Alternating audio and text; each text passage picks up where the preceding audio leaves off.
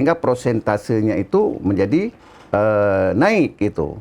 Tetapi di daerah lain di Jawa di sana seperti di Jawa Barat dan sebagainya, itu yang masuk itu 100.000 lebih. Yang diterima memang cukup banyak juga, tapi prosentasenya agak rendah. Saya mempertanyakan, kita membutuhkan prosentase atau jumlah orang yang ingin bersekolah. Saya yakin 10 tahun yang akan datang atau 5 tahun yang akan datang, ini banyak sekolah-sekolah SMA yang akan tutup.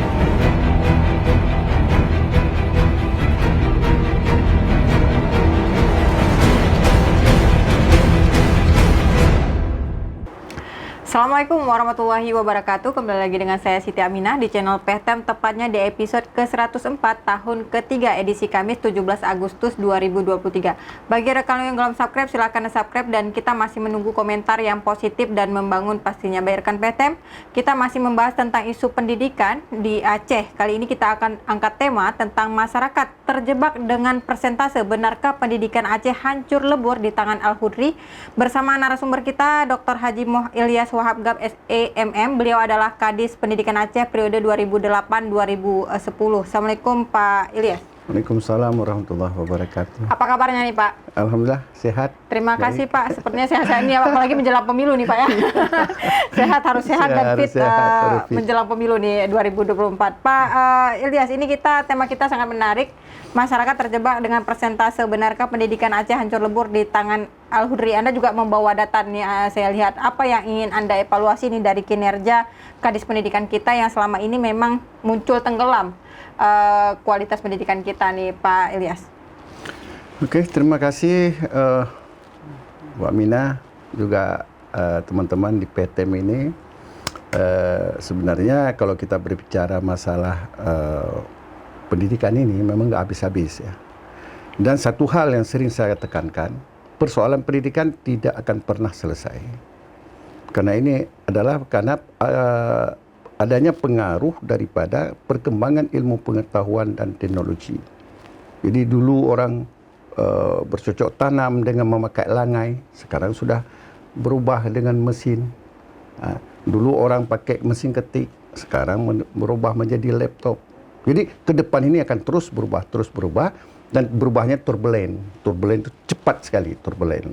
Lagi pesawat, lagi seperti itu pesawat. Oke, dengan ada perubahan yang signifikan seperti itu, harusnya kan juga semua stakeholder, termasuk yang paling berperan penting di sini kan Dinas Pendidikan, juga mengambil peran ini, Pak Ilyas. Seperti apa?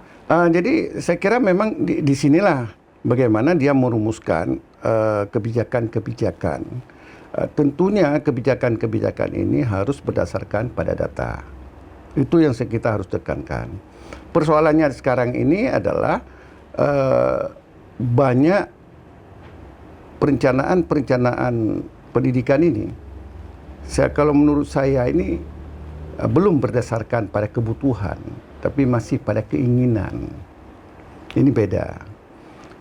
Kita katakan keinginan apa? Banyak, saya merasakan dulu waktu saya kepala dinas, itu ada program-program memang tidak terlalu penting untuk meningkatkan mutu pendidikan. Tapi kan program itu diwacanakan oleh juga Dinas Pendidikan. Iya, tetapi ada masukan-masukan dari luar yang memang kita mengharuskan untuk itu. Nah, tetapi secara kebutuhan itu harus berdasarkan data. Harus berdasarkan data. Data-data ini kalau kita melihat sekarang, kita mau mengolah. Jadi kita berbicara terhadap kinerja. Ya. Jadi bukan hanya karena Pak Hudri, bukan hanya saya, bukan hanya Pak Lesani atau Pak Syaridin duduk di situ, tapi persoalannya adalah persoalan kebutuhan. Jadi data-data ini yang memang secara kinerja keseluruhan organisasi ini yang harus kita lihat. Oke, selama ini yang dijalankan ini Pak Ilyas, apakah sesuai dengan kebutuhan pendidikan atau keinginan para elit pejabatnya aja nih? Ya bercampur. Jadi ini salah satunya saya katakan. Apakah saya dulu di dinas atau di seluruh kabupaten kota, Anda melihat nggak aspek-aspek yang dikeluarkan atau indikator-indikator yang dikeluarkan oleh terutama di kementerian, ya, kemudian data-data yang ada itu, apakah itu ada diprogramkan. Misalnya begini, ini salah satu contoh ya, kalau kita lihat, saya mau juga tadi membawa semacam data. Di mana salah satunya adalah, kalau kita lihat bahwa anak SMA itu yang putus ini tahun 2021 ya, anak yang SMA itu ada yang putus sekolah sebesar 693 orang. SMK 312 orang. Putus sekolah? Putus sekolah. Ini datanya ini. Ini datanya. Nah, boleh buka di neraca pendidikan Aceh. Ini. Sedangkan pertanyaannya, ini salah satu ya. Ini kan data. Nah, persoalannya apakah ini dipikirkan nggak? Apa intervensi daripada Dinas Pendidikan untuk menghambat ini? Dan apa yang harus dilakukan? Nah, ini kan jadi pertanyaan. Ini yang saya katakan tadi, kebutuhan. Ini kebutuhan. Nah, ada persoalan lain kalau kita lihat. Jadi membahas pendidikan ini jangan hanya dilihat hanya orang berbicara mutu dan sebagainya, tapi aspek lain juga banyak. Ada 4 isu di dunia pendidikan itu. Yang isu yang pertama, akses. Yang dimaksud dengan akses itu adalah berapa banyak penduduk sudah usia sekolah. Sudah tentu kalau Dinas Pendidikan menangani usia sekolah 16, 18 ya. Itu yang sudah masuk ke sekolah. Berapa banyak? Nah, bagaimana persoalannya? Itu dinamakan dengan APK. Angka partisipasi kasar. Angka partisipasi murid. Ternyata sesudah saya membandingkan, Aceh ini kita baru memperoleh APK-nya sebesar 92,87. Artinya apa? Seharusnya 100. Kemudian APM yang murni itu 58,78%. Ini jadi masalah. Artinya tidak semua ini yang sudah termasuk, kalau di neraca pendidikan Aceh ini sudah termasuk yang di Dinas Pendidikan dan juga termasuk di Depak. Namanya penduduk keseluruhannya. Nah, persoalannya dari 58,78% ini data tahun 2021 ya. Saya belum dapat yang tahun 2022, sudah cari-cari. Tetapi setidaknya memberikan gambaran masih banyak anak-anak yang di luar sana tamatan SMP, tamatan MSen itu tidak lagi melanjutkan di dunia pendidikan ke SMA. Tapi kan tidak melanjutkan pendidikan dari tahap menengah ke atas itu kan bukan hanya urusan Dinas Pendidikan, tetapi juga itu urusan pemerintah karena memang faktor ekonomi masyarakat ini, Pak Ilya. Nah, inilah yang namanya saya katakan tadi intervensi. Dulu waktu saya menganalisis, ternyata saya katakan sama Pak Irwandi, kalau kita tidak melakukan sebuah intervensi terhadap dunia pendidikan, terutama anak-anak yang putus sekolah, anak-anak yang memang tidak mampu. Seperti waktu itu kita kan habis konflik, kemudian lagi tsunami. Nah, itu terjadi lost generation waktu itu. Saya sudah perhitungkan. Nah, apa intervensi? Kita memberikan beasiswa anak yatim. Nah, itu intervensi yang bisa kita lakukan. Bisa saja sekarang ini, ini perlu data. Perlu data, apakah ini pemerintah? Pemerintah ini siapa? Sudah pasti yang membidangi pendidikan. Kalau di tingkat SD, SMP, ya mungkin kembali ke kabupaten kota. Tetapi di tingkat SMA dan SMK, itu kembali kepada Dinas Pendidikan. Disinilah tanggung jawab daripada pemerintah Aceh. Nah, ini yang maksud saya masukkan data. Nah, intervensi apa? Dia harus menjawab, kenapa kita baru mencapai 58,7? Apa permasalahannya? Masalah Oke, selama ini berarti Kadis Pendidikan tidak mempersoalkan masalah itu, tidak pernah mencukai masalah itu? Kita lihat di sini datanya. Datanya seperti ini. Nah, apakah ada dilakukan sebuah survei terhadap kegiatan-kegiatan di masyarakat itu? Kegiatan-kegiatan yang memang menjurus kepada kemana anak ini sudah? Apakah kenapa anak ini tidak bersekolah? Apakah bisa saja beberapa kondisi tercipta? Ada kondisi yang memang karena tadi orang tuanya yang tidak mampu. Ada kondisi yang memang sekolahnya tidak cukup, ruang kelas tidak cukup, sekolah tidak bisa dijangkau. Itu kondisi-kondisi yang bisa. Tetapi intervensi apa yang bisa dilakukan? Ini yang perlu dilakukan ke depan. Saya kira ini perlu dievaluasi. Nah, ini data, ini saya bukan saya ngomong-ngomong, ini bisa di siapapun bisa membuka. Oke, jadi Anda melihat ini Pak Ilyas bahwa Pak Ludri sebagai Kadis Pendidikan tidak melihat itu, poin itu. Saya tidak tahu persis Sehingga di mutu dalam. pendidikan di Aceh itu kan, oke, Anda menyebutkan tadi bukan hanya dilihat dari mutu, yang lain ada dari sisi lain, Dari ada sisi lain. aksesibilitas dan yang lain sebagainya. Apakah tidak melihat itu? Itu kembali ke saya karena tidak berkecimpung langsung di sana, tetapi yang jelas saya baca datanya kondisinya seperti itu. Dan saya tidak tahu apakah itu dipelajari atau tidak. Oke, selama misalnya Anda sebagai Kepala Dinas Pendidikan juga di Provinsi Aceh 2008 sampai 2020, apakah 10, memang 2010, apakah memang sulit untuk menjadi kepala dinas itu nih Pak Ilyas? Atau sulit untuk meningkatkan mutu pendidikan di Aceh? Persoalan mutu pendidikan ini kan saya sudah katakan selalu bahwa tidak hanya dipengaruhi oleh sistem di pendidikan itu sendiri, di lingkungan sekolah. Bayangkan anak itu berada di sekolah itu berapa jam cuma. Mulai jam 8, dia pulang sampai jam 4. Ya, tidak lebih daripada 8 jam lah. Sesudah itu mereka berada di luar. Dan masalahnya yang saya mau katakan bahwa masalah mutu juga itu kalau tidak didukung oleh keluarga dan lingkungan itu juga tidak bisa kita tingkatkan. Ini jadi masalah besar pada kita. Bagaimana orang tua sekarang ini untuk melihat memperhatikan anak-anaknya belajar atau enggak? Dia kerjakan PR-PR enggak? Ya guru mungkin ya sudah memberikan sesuai dengan tupoksinya di sekolah. Guru sudah berusaha. Oke, data apa lagi yang Anda lihat untuk mengevaluasi bagaimana kinerja Kadis Pendidikan Aceh untuk meningkatkan mutu pendidikan di Aceh nih Pak Ilyas? Selain dari persentase APK tadi dengan APM. Saya melihat ada misalnya seperti kondisi ruang kelas ya. Kondisi ruang kelasnya walaupun kita maaf nih banyak duit, tetapi kalau saya melihat di sini baru 40% ruang kelasnya itu yang baik. Hanya 40%. 40% itu ini. Provinsi Aceh ya? Iya, Provinsi Aceh ini. Ini data ya, bukan apa. Saya data download di NPD, Neraca Pendidikan Aceh. Ini Pak. Nah, 60% itu rusak ringan. Artinya apa? Ini juga mempengaruhi daripada persoalan yang menyangkut dengan mutu pendidikan.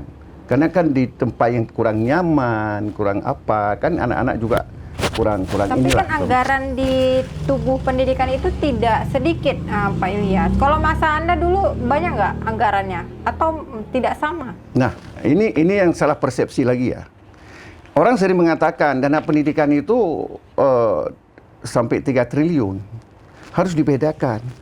Dana pendidikan dengan dana dinas pendidikan itu beda. Oh, berbeda lagi? Beda. Kalau dana dinas pendidikan? Dana dinas pendidikan paling sekitar 800 800 miliar kayak gitu. Nggak sampai 1 triliun. Tapi paling 1 triliun lah. paling 1 triliun. Tapi dana pendidikan itu dikelola sama siapa? Nah, jadi dana pendidikan ini bergeser kemana-mana. Dana pendidikan itu bukan untuk dinas pendidikan, tetapi dibagi kalau misalnya seperti ini. Dinas Kelautan, dia punya sekolah kelautan, itu dapat juga. Kemudian ada sekolah yang namanya misalnya peternakan, seperti di Sare, Snagma dan sebagainya, itu juga butuh di situ. Jadi itu juga diambil dari situ. Tapi kan yang kelola dinas pendidikan. Nah, begitu dia dibagi, tidak lagi dinas pendidikan. Dinas pendidikan kan yang dikelola yang ada di DPA. DPA mereka tidak lebih daripada 800 atau 1 T. Itu aja. Nah, ini yang untuk kita kelola. Kemudian ada bagian-bagian daerah lagi yang memang... Oke, kalau di dinas pendidikan, Anda sebutkan tadi, dinas pendidikan mengelola 1 triliun, terus 2 triliun dana pendidikan, itu ditempatkan kemana? Ya, masing-masing dinas. Ya, memang ada berhubungannya dengan pendidikan.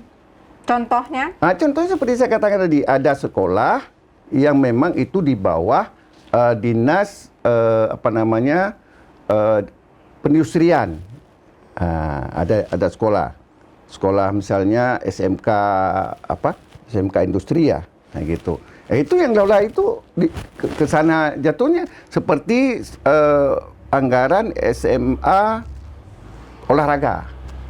Itu lolanya bukan di dinas pendidikan, tapi di olahraga. Jadi ini terbagi-bagi. Jadi harus dibedakan antara dana dinas pendidikan dengan dana pendidikan, itu sangat berbeda. Jadi lari kemana-mana dia. Artinya kalau misalnya Anda melihat seperti itu, Anda menganggap bahwa anggaran itu tidak besar? Tidak besar, tidak terlalu besar. Coba bayangkan sekarang, itu mutu guru aja sekarang kita masih lemah dalam artian untuk mengupgrade guru itu ya sulit, tidak cukup. Nah saya punya data ini. Kalau saya lihat, ini ada satu penelitian ya, satu penelitian yang dilakukan oleh namanya ini Peta Mutu Satuan Pendidikan yang berdasarkan akreditasi oleh Budi Sesitio dan Karwono yang dari dosen IPB. Ini. Jadi dia mengatakan di sini bahwa dia hasil penelitian beliau itu rata-rata komponen mutu per provinsi itu untuk mutu lulusan kita 81,2 dibandingkan dengan rata-rata nasional 82,5. Ini hasil penelitian ya. Yang saya baca ini penelitian. Tahun 2021 ya? Ya, 2021. Karena di atas itu saya belum temukan. Nah, kemudian ada di sini proses pembelajaran. Proses pembelajaran skor kita dapatkan 85. Rata-rata nasional itu 85,4. Berarti kita kan masih di bawah rata-rata nasional. Kemudian ada mutu guru. Mutu guru kita mendapatkan 79,5, sedangkan rata-rata nasional itu 80,3. Jadi masih di bawah. Saya nggak tahu dengan apa kebijakan atau apa, itu saya nggak tahu persis bagaimana penganggaran itu. Makanya saya katakan itu, apakah anggaran dinas pendidikan itu sudah mengacu kepada kebutuhan atau keinginan? Atau keinginan. Kalau mengacu kepada kebutuhan, nah lihatlah data. Berarti apa yang diperlukan sama sekolah ataupun masyarakat ya, bukan sesuai dengan keinginan, hanya bentuk proyek saja. Iya. Selama ini berarti Anda melihat banyak proyek-proyek yang memang seperti siluman, yang memang tidak terafiliasi kepada pendidikan ini Pak Ilyas? Ya, saya melihat ada seperti itu. Ada, walaupun dia tidak terlalu besar, tetapi dia berpengaruh terhadap itu. Nah, kemudian ada satu lagi, ya, manajemen. Kita manajemennya 82,5, sedangkan rata-rata nasional 84,8. Ini hasil penelitian orang. Ya, ini yang ke Aceh. Ini bisa di-download, bisa dibaca. Oke, tapi kan juga beberapa isu ya, berita memberitakan tentang persentase nih sudah meningkat, persentase kelulusan. Ya. Apakah itu juga belum menjamin ya? Karena itu memang harus dibahas dari berbagai perspektif ya, pemirsa PTM. Misalnya Anda melihat sebagai mantan kepala dinas seperti apa? Persentase itu apakah tidak memang mempengaruhi? Begini, kalau saya melihat itu ada dua versi. Orang ada yang melihat yang untuk pembenarannya dilihat dari versi persentase. Tapi kadang-kadang orang juga bisa melihat dari segi jumlah. Sekarang kita memang anaknya yang masuk, kalau tidak salah saya, yang ikut berapa, kemudian yang lulus berapa, sehingga prosentasenya itu menjadi naik gitu. Tetapi di daerah lain, di Jawa di sana, seperti di Jawa Barat dan sebagainya, itu yang masuk itu 100.000 lebih. Yang diterima memang cukup banyak juga, tapi prosentasenya agak rendah. Saya mempertanyakan, kita membutuhkan prosentase atau jumlah orang yang ingin bersekolah yang diterima. Jadi mana alasan pembenaran? Jadi kedua-duanya itu saya kira ya bagi orang yang membenarkan terhadap prosentase ya seperti itu. Nah, angkatlah dia di nomor 1. Tetapi begitu kita melihat dari sisi jumlahnya itu memang masih kecil sekali. Oke, kalau dari acuan ya atau SOP kita bilang, kalau melihat standar mutu pendidikan itu bagus, capaiannya harus seperti apa nih Pak Ilyas? Nah, kita lihat begini. Pertama lihat di tingkat kelulusan. Di tingkat kelulusan kita sudah bagus. Cuma presentasinya sudah hampir 100% lah. itu apa kelulusan Meskipun dari tidak di perguruan tinggi yang nah ini dari sisi itu dulu. Cuma bedanya dulu ada UN. Jadi ada standar yang digunakan. Standar yang digunakan untuk melihat tingkat kelulusan. Tapi sekarang kan tidak lagi seperti itu. Nah, jadi itu yang pertama kita lihat. Yang kedua yang kita lihat bahwa tujuan pendidikan SMA ini adalah untuk melanjutkan. Nah, untuk melanjutkan ini kita belum punya data. Saya sampai hari ini, apakah kita Dinas Pendidikan punya data nggak berapa anak dari lulusan sekian ribu orang yang sudah masuk ke perguruan tinggi? Baik itu perguruan tinggi negeri yang memang bagus maupun yang tidak. Kita anggap dulu dia melanjutkan. Ini kita punya data nggak? Belum ada data. Saya maaf ya, seharusnya di Dinas Pendidikan juga ada data minimal. Saya cari-cari tadi malam masalah berapa anak yang ikut. Dia ikut ujian nasional, atau ikut kelas 3, kemudian berapa kelulusan belum saya dapat ya. Semua saya dapat. Mungkin saya belum melihat yang sedetail itu. Tapi kita tidak punya data itu.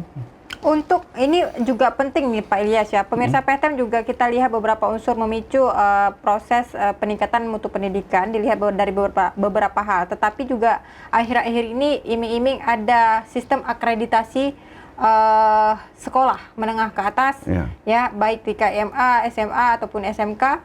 Itu apakah mempengaruhi juga nih Pak Ilyas akreditasi sekolah? Sebenarnya akreditasi itu mempengaruhi, karena itu akreditasi itu menilai kelengkapan daripada standar akreditasinya. Artinya kelengkapan daripada sekolah. Kalau dia sudah A, itu berarti akreditasinya sudah bagus. Artinya semua kelengkapan sekolah itu sudah tersedia. Tetapi, nah ini ada juga ini bulan kita berbicara masalah akreditasi. Kalau di Provinsi Aceh mungkin berapa persentase nih? Yang A kita baru 15,5%. Artinya rendah? Sangat rendah. Yang A. Sedangkan yang B 52,6%. Artinya sangat rendah nih Pak. Yang A, jadi belum memenuhi indikator dalam pemenuhi capaian dalam itu. Iya, untuk guru, kemudian sarana prasarana. Iya. Ya. Jadi ini kalau kita lihat, memang kalau kita melihat semua ada yang belum tidak terakreditasi 0,9%. Walaupun dia kecil 1%. Apa ini kecolongan dari Dinas Pendidikan atau seperti apa? Bukan, dia ada badannya sendiri, namanya Badan Akreditasi. Tapi kan itu keharusan, seharusnya menjadi evaluasi dari Kadis. Yang mereka yang ini Badan Akreditasi ini kan melihat akreditasi ini kelengkapan. Tapi yang melengkapi itu kan dari dinas. Dari dinas yang melengkapi itu. Oke, menarik nih Pak Ilyas kita berbicara masalah pendidikan. Soalnya ini mulai sepi ya, dibahas mulai sepi seolah ini sudah bagus apa tidak ya, atau memang tidak diperdulikan lagi karena ada konotasi juga Kadis kita rangkap jabatan. Ini harus seperti apa? Kalau saya melihat, ini maaf ya bukan saya ini segi bukan saya kita like or dislike ya kepada seseorang, tetapi kalau saya melihat sebegitu besarnya sebuah lembaga pendidikan, seharusnya itu fokus. Bagaimana kalau misalnya maaf Pak Hudri mungkin diberikan tugas yang lain ke Gayo Luas di sana kan, bagaimana beliau mengkoordinasi, padahal itu memerlukan sebuah kebijakan yang harus langsung ditangani. Karena banyak persoalan-persoalan seperti itu. Nah, tetapi mungkin kemampuan beliau melebihi daripada itu juga kita tapi kan agak salut ya. berdasarkan evaluasi kan memang tidak ada nih pendidikan. Artinya kan kegagalan yang dilaksanakan. Karena begini, dalam dunia pendidikan ini kan ini sistem. Jadi tidak hanya kepala dinas saja yang bergerak, tapi guru, kepala sekolah. Guru, kepala sekolah ini sudah berbuat. Oke, boleh nggak rangkap jabatan? Itu dibenarkan, secara aturan nggak dibenarkan. Secara aturan dibenarkan. Cuma secara moralitas, secara etika aja, karena ini menyangkut dengan ini banyak ya para pakar-pakar pendidikan juga mengharapkan supaya ini betul-betul fokus. Berarti Anda tidak setuju kalau misalnya ada kepala dinas itu rangkap jabatan? Kalau saya pribadi, saya memang kurang sependapat gitu. Kenapa misalnya pemerintah kita atau eksekutif kita enggan ini untuk mengganti? Nah, itu saya nggak bisa jawab itu kan, karena itu suprasistem bagi saya. Jadi saya tidak mampu untuk mempengaruhi sistem itu, namanya suprasistem. Oh, rezekinya Pak Kadis lah ya. Mungkin kemampuan beliau juga mungkin bisa jadi. Tapi kalau misalnya berdasarkan kemampuan banyak dinilai gagal, di dalam meningkatkan mutu pendidikan Aceh, apalagi sempat viral mutu pendidikan Aceh berada juga di tingkat terendah nih sempat. Ini Pak Ilyas, sehingga itu menjadi bahan renungan bahwa Kadis kita dianggap gagal seperti itu. Toh dipertahankan. Jadi saya bukan hanya mengungkapkan satu sisi, karena tadi ada 4 yang saya katakan. Ada akses, ada mutu, ada tata kelola, ya kan? Ada daya saing. Nah, ini daya saing ini yang menjadi masalah lagi. Kita tidak cukup untuk bersaing dengan nasional. Sekarang gini, Tamakatan SMK, apakah mampu bersaing dengan tenaga kerja dari luar? Saya selalu mendorong supaya di SMK itu ada LSP namanya, Lembaga Sertifikasi Profesi. Jadi kita jangan hanya mengandalkan, memang sekarang udah banyak ya, udah beberapa SMK itu untuk melahirkan namanya LSP. Sudah banyak teman-teman sambil duduk-duduk kita bicarakan, dan ini sudah pernah jalan dengan kerjasama yang lain. Tetapi yang jadi masalah sekarang, tenaga kerja kita yang tamatan SMK, begitu dia berhadapan dengan orang, kita hanya membawa selembar ijazah, orang lain membawa sertifikat. Nah, ini yang dibutuhkan oleh perusahaan-perusahaan besar. Maaf ya kalau kita mengatakan Google sekarang nggak lagi mencari Anda S2, S3, tapi Anda apa yang bisa Anda perbuat, mana sertifikasi Anda, mana keahlian Anda. Itu namanya skill. Makanya berbicara pendidikan bukan hanya berbicara pendidikan secara umum. Banyak sekali permasalahan-permasalahan. Tapi berbicara juga masalah yang menyangkut dengan skill. Itu pendidikan juga. Ini yang memang harus ini. Jadi kasihan sekarang anak-anak muda kita. Banyak. Dia bisa kerja. Padahal udah tamat teknik. Udah tamat politeknik. Persoalannya di situ. Nah, ke depan bagaimana kita mendorong supaya ini pemerintah betul-betul memberikan perhatian terhadap dan dorongan untuk adanya LSP di dalam masyarakat.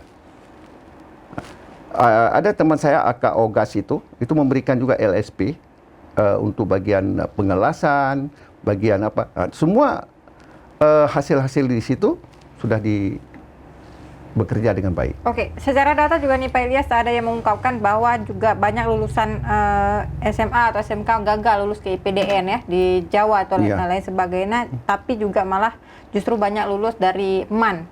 Ya. Ya, itu seperti apa? Apakah memang tidak ada ikhtiar sebenarnya dari Dinas Pendidikan, atau ini dianggap apatis? Hana so peduli lah lagi kan. Makanya tadi kan saya udah katakan bahwa saya pernah dulu saya mencita-citakan sebuah pendidikan yang betul-betul kita mempersiapkan anak-anak ke situ. Saya dulu terbayang di daerah Ketapang sana. Kita bangun sebuah sekolah yang memang ujungnya dia masuk IPDN, masuk Akmil, masuk Akpol, masuk sekolah-sekolah kedinasan. Jadi mereka kita tempa di situ. Nah, jadi bukan hanya persoalan-persoalan pendidikan, tapi juga persoalan-persoalan kesehatan dan kemampuan. Nah, saya lihat ini fenomena yang menarik nih. Saya mempelajari banyak mahasiswa saya, Pak, Bapak berapa bulan lagi? Aduh Pak, saya 3 bulan lagi, tapi saya nggak ada ngajar sekarang. Kenapa? Nggak ada murid. Nah, ini terjadi pergeseran antara sekolah umum dengan sekolah-sekolah yang berasrama, terutama daya. Ini terjadi pergeseran sekarang. Jadi sehingga banyak sekolah-sekolah yang tidak di daerah-daerah itu yang kurang murid. Kenapa? Karena sudah lari ke daya. Apalagi ada daya namanya sekarang ini boarding school ya. Boarding school udah kayak Jemalah Amal. Malah cukup banyak ya yang itu. Nah, sekarang apalagi sudah didorong di daerah itu namanya daerah muadalah. Itu yang memberikan tingkat bisa dia memperoleh ijazah gitu. Nah, ini kalau ini terjadi, pertanyaannya kebijakan apa untuk mempertahankan eksistensi daripada sekolah ini? Sekolah umum maksudnya ya, yang di kita ini. Ini apa yang harus kita lakukan? Nah, ini perlu pengkajian. Kita berharap sebenarnya ya, dari lembaga-lembaga yang ditunjuk seperti MPD, ada forum apalah, forum koordinasi dan sebagainya. Ini memikirkan ini. Jangan biarkan sekolah itu. Saya yakin 10 tahun yang akan datang atau 5 tahun yang akan datang, ini banyak sekolah-sekolah SMA yang akan tutup. Bukan hanya SMA, dari SD dia akan tutup karena dia memilih ke itu. Ini terjadi pergeseran nilai-nilai. Ya, karena orang sekarang mengharapkan juga siapapun wali murid mengharapkan siswanya, anaknya itu paripurna. Oke. Ini Pak Ilyas, ini juga kita rupanya 17 Agustus ya, momentum kemerdekaan. Momentum kemerdekaan. Kemerdekaan Indonesia. Apakah juga melihat kemerdekaan kita ini sudah merdeka dalam proses pendidikan? Atau memang kita ini seperti terjajah lagi ini pendidikan kita ya, tidak bangkit seperti itu? Saya melihat begini, apalagi sekarang ada namanya kurikulum merdeka ya. Jadi robah-robah situ juga. Robah-robah situ juga. Ya. Dulu, bisnis ya. dulu KTSP. Waktu dulu namanya KTSP, kurikulum tingkat satuan pelajaran itu. Itu waktu nyusun RPP itu namanya ada TIU, tujuan industri umum, tujuan industri khusus. Benar. Kemudian lahir K13. Berubah jadi KD dengan KI. Kan ya begitu ya. Sekarang dengan kurikulum merdeka hanya merubah jadi CP. Capaian pembelajaran. Apa bedanya? Guru kita tidak lebih boleh teliti. Saya kemana-mana saya pergi. Ambil kurikulum, apa pokok bahasan, apa bukunya, dan itu ini ya mengajarnya seperti itu. Nah, kalau misalnya kurikulum merdeka sekarang mengharapkan anak yang proaktif, nggak akan bisa di daerah-daerah itu belum. Baik, banyak sebenarnya ketidaksiapan pendidikan kita dalam segala hal ya, Pak Ilyas ya, tapi tidak bisa. Itu saya belum bicara masalah buku ya, masalah sistem yang sudah nanti kita bicarakan lagi. Masalah mungkin itu di sesi lain ya, Pak Ilyas. Tapi tema kita masyarakat terjebak dengan persentase. Benarkah pendidikan Aceh hancur lebur di tangan Al-Hudri? Apa benar? Tema ini benar nggak? Hancur lebur di tangan Al-Hudri? Tidak juga. Tidak juga. Tapi berarti Anda tidak menilai. Tetapi ada begini, ada sisi baiknya, ada sisi yang kurang baik. Berarti Anda menilai Pak Al-Hudri tidak gagal nih? Saya sudah katakan dari data. Silakan masyarakat menilai bahwa apakah itu kegagalan atau tidak. Kan gitu. Tapi yang kita inginkan sekarang adalah tolonglah Pak Hudri ini fokuslah. Fokuslah ya. Fokuslah untuk. Saya tidak mengatakan bahwa beliau gagal. Ada sisi-sisi juga yang tidak gagal. Fokus salah satu aja sambil jabatannya. Itu yang kita dan itu diharapkan oleh semua tokoh-tokoh pendidikan. Baik, untuk closing statement nih, Pak Ilyas, silakan sampaikan kepada pemirsa PTM yang ada di rumah atau kepada Kadis Pendidikan Aceh terkait tentang evaluasi kinerja Pak Al-Hudri ini. Silakan Pak Ilyas. Untuk saya mohon ya Pak. Mungkin kalau beliau dengar ya, tolong diperbaiki juga tata kelola di dalam, terutama pelayanan-pelayanan di dalam, terutama guru-guru sering mengeluh kalau datang ke dinas pendidikan itu kurang mendapatkan pelayanan yang baik ya. Itu yang pertama. Yang kedua, mungkin Pak Hudri juga bisa menganggarkan dana-dana sesuai dengan kebutuhan. Pelajari, jadi semua dinas, semua bidang-bidang itu untuk mempelajari data-data yang ada untuk supaya kita bisa keluar dari keterperosotan itu. Itu yang kita harapkan. Jadi sekali lagi juga kepada teman-teman di Dinas Pendidikan supaya dapat bekerja lebih baik, dan kita apresiasi ya kepada kepala sekolah dan guru yang sudah bekerja dengan baik juga. Tetapi hasilnya juga dipengaruhi oleh persoalan-persoalan yang ada di lingkungan. Lingkungan itu adalah uncontrollable. Baik. Baik, terima kasih Pak Ilyas atas waktunya ya. Perbincangan yang sangat menarik pastinya pemirsa PTM yang ada di rumah ya. Tema kita masyarakat terjebak dengan persentase. Benarkah pendidikan Aceh hancur lebur di tangan Al-Hudri? Tentu di momentum 17 Agustus ini hari kemerdekaan, kita berharapkan pendidikan kita betul-betul merdeka dan juga tidak terjajah lagi. Boleh dari semua aspek ya, mutu guru dan yang lain sebagainya. Tonton terus podcast kita di setiap hari Senin dan Kamis, dan jangan lupa tekan lonceng untuk mendapatkan informasi terbaru seputar isu-isu krusial yang ada di Provinsi Aceh. Dan jangan lupa like, share, and subscribe juga. Saya Siti Aminah mohon undur diri. Assalamualaikum warahmatullahi wabarakatuh. Waalaikumsalam warahmatullahi wabarakatuh.